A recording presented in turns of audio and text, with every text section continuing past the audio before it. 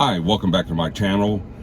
Today I have an interesting topic. My sister does all my research for my YouTube channel. She's very good at what she does. She keeps abreast of current events and things going on in the world.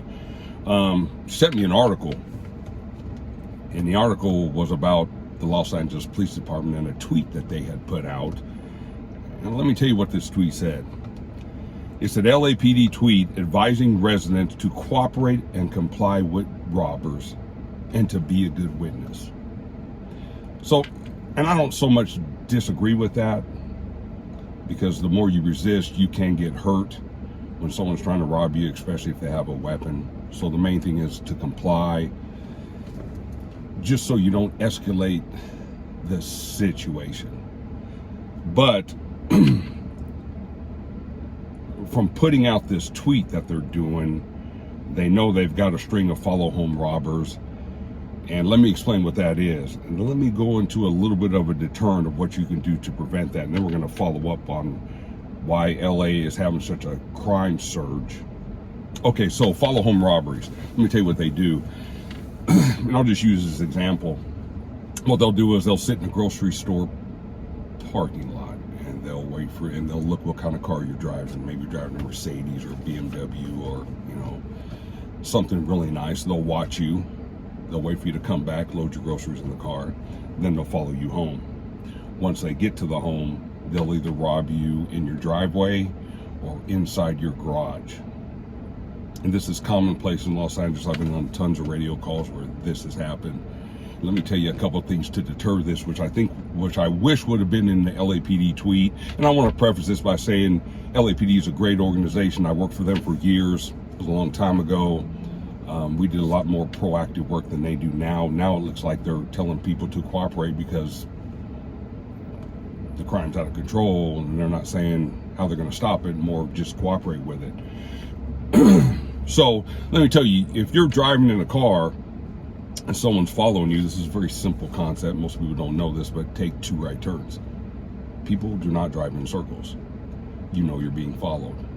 Second thing you need to do is, now once you know you're being followed, you need to get on the horn with your local law enforcement and tell them what's going on, but don't drive home, because then they know where you live. So that's kind of the situation when you're doing that. Now when you get home, and I do this to this day, I drive in my garage, I got my eyes on the side view mirror, the rear view mirror, and I don't get out of my car until my garage door is closed. Because what you'll do is you'll get inside your garage, you'll leave your garage door open, you're going to get out. Now they have access to your garage, and plus it's a little concealed, so people can't see what's going on inside a dark garage. So do those things to kind of prevent what's going on.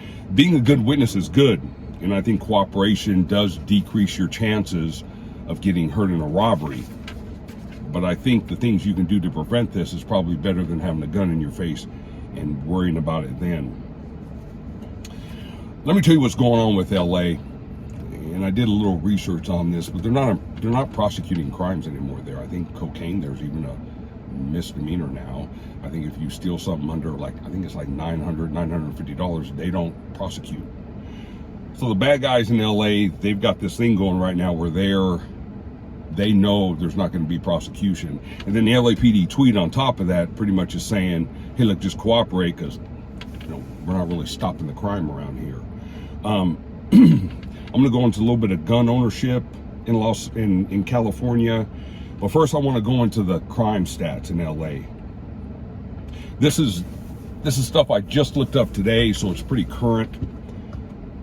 But in the city of Los Angeles, you're 1 in 135 people that can actually have a violent crime happen to them. 1 in 135. Think about that. Line up 135 people, one of those is going to be a victim of a violent crime.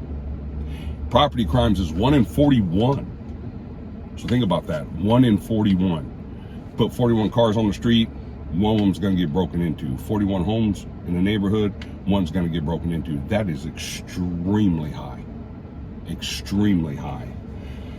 Let's look at the gun laws in California. The state limits how many guns a law-abiding person can purchase in a month. So they regulate how many guns you actually can purchase in a month there. in order to be approved for a concealed gun, which is almost impossible in the city of Los Angeles, the law-abiding citizen must show good cause. Now, that good cause is a very wide spectrum. What is a good cause? I mean, as far as I'm concerned, walking out your door any day in LA to carry a gun, that's good cause. But that's me. California even has ammunition controls, which includes background checks when you buy ammo. So it's just like buying a gun. So with all these controls on guns and ammo, why is the violent crime increasing? Well, one, bad guys know people don't have guns. Now, I moved from California to Texas. I've got a gun in my car with me right now. And Texas just passed a law. You don't even have to have a concealed weapons permit. It's not concealed anymore. It's licensed to carry here. I keep my license up to date just because I like to have that. So if something happens, I can show that I'm licensed. I keep up with my training. I'm insured and all those kind of things. This state passes gun laws to reduce crime. Now, people always saying, oh, guns kill people. No, bad guys with guns kill people. So in the state of Texas, pretty much you don't know who's carrying a gun and who's not. So I'm a bad guy. I'm out looking to rob somebody. Now, I'm second guessing myself all the time. They got a gun in the car. Can't carjack him because 3 people in the car, maybe one's carrying a gun. And then this is going to turn out so well for me. That in itself reduces crime. I don't care what anybody says. Bad guys don't like robbing people when they are armed. And that's just the way it is. So your citizens there can't get guns. They can get guns, but there's a 10-day waiting period. And then you got the background checks, which I don't have a problem with background checks. But you got to have law-abiding citizens better access to guns and ammo. Bad guys know in California, or at least in the city of LA, that nobody's going to have a gun. It's too hard to get. So the messages from the police to cooperate, to me, is telling the citizens, hey, look, we can't protect you, so just cooperate and be a good witness and we'll come take a report.